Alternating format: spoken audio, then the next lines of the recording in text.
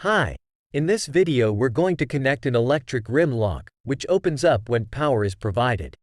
For the connection, we'll need an AccuVox door phone, electric rim lock, 12-volt power supplier for the lock, and electrical tape. Here is the wiring diagram. First, connect the lock 12 volts wire which is marked with V+ on this lock to the external power supply positive wire. Then connect the lock GND wire to the external power supply negative wire. Next, let the lock positive wire which is marked with L+ to be plugged into the door phone COM port.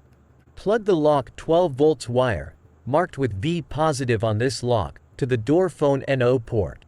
In this step, twist the lock negative wire which is marked with L negative together with its GND wire.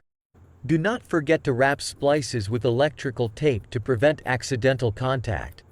Now, energize the door phone to unlock the lock. We use the fob.